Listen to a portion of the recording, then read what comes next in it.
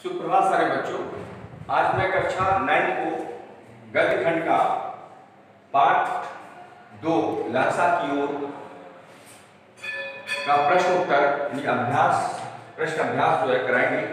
मैं आपको प्रश्न का उत्तर समझा दूंगा, आप ध्यानपूर्वक सुनेंगे और उसको पुनः अपनी भाषा में लिखने का प्रयास करेंगे, क्योंकि अगर अपनी भाषा में लिखेंगे तो आपको ज़्यादा से ज़्यादा याद रहेगा और फिर रटने की आवश्यकता नहीं पड़ेगी। इसे पाठ मैंने समझा दिया है, फिर मैं प्रश्नोत्तर के द्वारा भी कुछ समझा दूंगा, तो आपको लगभग लगता है कि किसी प्रकार परेशानी ना होगी।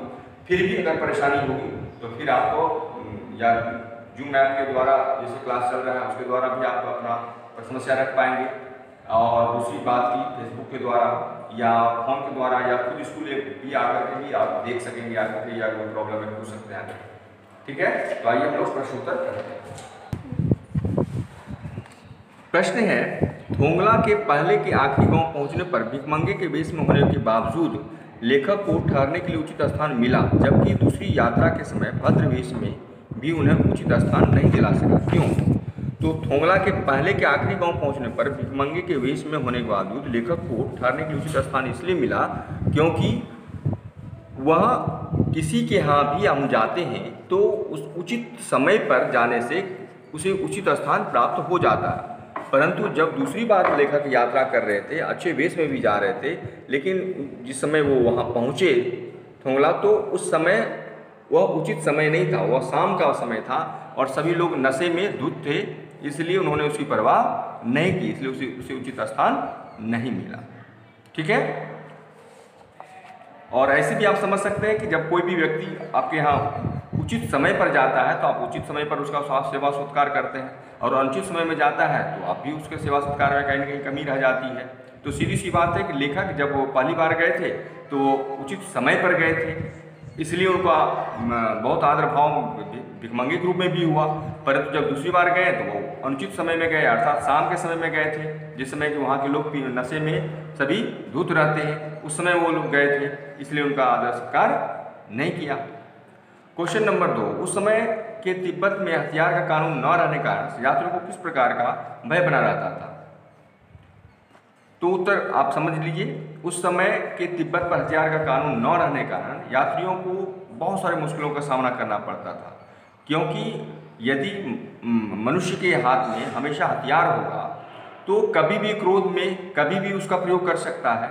दूसरी बात कि तिब्बत की जो यात्रा जो है वह बड़ा पहाड़ी क्षेत्रों से घिरा हुआ रास्ते हैं, तो कई जगह ऐसे जगह हैं जहाँ सुनसान रास्ते हैं और वहाँ पर किसी भी सुनसान व्यक्ति को मार करके छीनने में आसानी होती थी, इसलिए यात्रियों को सदा भय बना रहता था, कहीं कोई लुटेरा जो है या डाकू चोर उचक्के उनको कहीं मार करके सामान ना छीन ले या किसी क्रोध में आकर के गोलियां ना चला दे, इस प्रकार का भय यात्रियों को बना रहता था।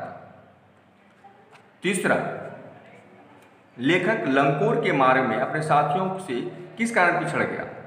लेखक लंकोर के मार्ग में अपने साथियों से इस कारण पिछड़ गया क्योंकि एक तो रास्ता चढ़ाई था और चढ़ाई कारण से उनके घोड़े तेजी से नहीं चल पा रहे थे और उनके साथी आगे बढ़ गए, जो सुमति था वह आगे बढ़ गया, और दूसरी बात कि वो रास्ता भी भटक गए।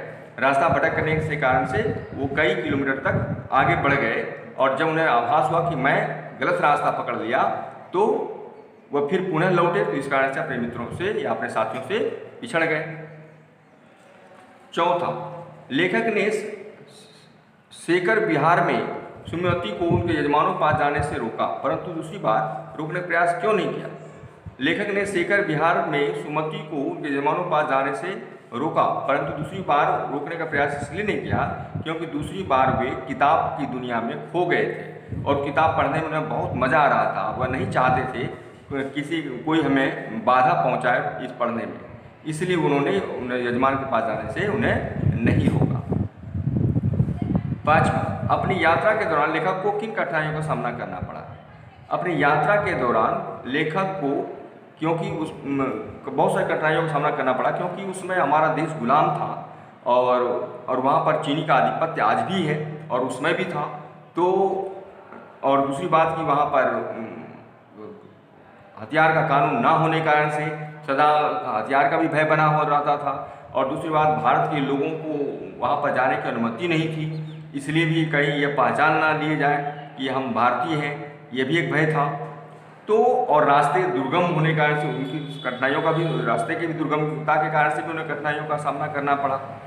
और दूसरी बार जब उन्होंने यात्रा की तो उसमें जो उन्हें पहली बार जो उन्हें सम्मान मिला था, वो सम्मान भी उन्हें प्राप्त नहीं हो पाया, या लोगों का वो सेवा भाव नहीं मिल पाया, उचित स्थान नहीं मिल पाया, इसलिए भी उन्हें ये कठिनाइयों का सामना करना पड़ा। क्वेश्चन नंबर 6, प्रस्तुत यात्रा वृत्तांत के आधार पर बताइए कि उस समय का तिब्बती समाज कैसा था। तो यात्रा वृत्तांत के आधार पर, यदि आपने यात्रा वृत्तांत पाठ पढ़ लिए होंगे, इनका जो यह यात्रा वृत्तांत ही है जो आपने लहासा की ओर देख रहे हैं, तो लहासा की ओर क्या है कि लेखक जो है, जब वो लहासा क्या है, मैं बताया था लहासा क्या है, तो तिब्बत की राजधानी है लहासा। तो जब वे लहासा की ओर यात्रा कर रहे थे तो उन्होंने वहाँ के समाज के विषय में क्या समझा। तो आपने पढ़ा होगा, बहुत चीज़ें आपको भी समझ में आ गई होगी कि वहाँ के समाज कैसे थे। तो वहाँ के समाज कैसे थे, तो एक तो पहले वहाँ बहुत गरीबी है, बहुत धनी लोग नहीं रहते हैं। दूसरी बात क्या है कि खेती गृहस्थी, बहुत बड़े खेती का भाग नहीं है, जो कुछ भाग है वहाँ पर वहाँ के मठों का अधिकार है, और वहाँ के जो मजदूर हैं उसको बेगारी में, मठों के जो खेती करने का जो काम करते हैं उसको बेगार में करना पड़ता है, उसके लिए उसको पैसे नहीं मिलते हैं, क्योंकि खेत का अधिकांश भाग मठ के अधिकार क्षेत्र में आता है। तो इस कारण से आर्थिक तंगी है। दूसरी बात क्या है कि वहाँ पर हथियार का कानून ना होने के कारण से हमेशा जीवन का खतरा बना रहता है। तीसरी बात, वहाँ के लोग क्या है, सरल स्वभाव के भी हैं, क्योंकि कोई किसी भी व्यक्ति पर वो विश्वास कर लेता है। यही कारण है कि जब वो लेखक गए, लेखक ने कहा कि आप किसी के घर में भी अगर चाय बनाना चाहते हैं और मक्खन दिए हैं तो आपका मक्खन चोरी नहीं करेगा। आप चाहे तो उसे घर में जा कर के, चौड़ी के पास जाकर, जहाँ पर की चाय बनाई जाती है चूल्हे के पास कर सकते हैं, उसको चूल्हे के पास जा कर के चाय बना सकते हैं। तो ये वही समाज कर सकता है जहाँ की समाज दूसरे लोगों पर विश्वास अधिक करता है या सरल भाव का हो। तो इससे पता चलता है कि तिब्बत के लोग, तिब्बती समाज जो है बहुत सीधे साधे भी थे, और आर्थिक तंगी था, गरीबी था। गरीबी का कारण क्या था कि ये पहाड़ी क्षेत्र है और वहाँ पर खेती के लिए बहुत उपयुक्त जगह नहीं है, और जो कुछ भी है वो अधिकांश खेत मठों के अधिकार क्षेत्र में है, और मठ के जो अधिकारी हैं वो वहाँ के लोग जो मजदूरों से काम करवाते हैं उसके लिए उसे पैसे नहीं देते हैं। इस प्रकार से आर्थिक तंगी भी है, ठीक है। और दूसरा बात जो मैंने कहा कि वहाँ पर कानून जो है, हत्या का कानून ना होने के कारण से हमेशा जीवन का भय बना रहता है, ठीक है। तो क्वेश्चन नंबर 7, मैं अब पुस्तकों के भीतर था, नीचे दिए गए विकल्प में कौन सा वाक्य अर्थ बतलाता है। मैं अब पुस्तकों के भीतर का अर्थ क्या कहना चाहते हैं। तो लेखक, मैं अब पुस्तकों के भीतर के कहने का तात्पर्य है कि लेखक पुस्तकों पढ़ने में रम गया था, अर्थात ये नहीं कहते किताबें में डूब गया, मैंने किसी की बात की परवाह ही नहीं है, किसी की आवाज़ नहीं सुनता है लोग, तो मैंने पुस्तकों को पढ़ने में रम जाना।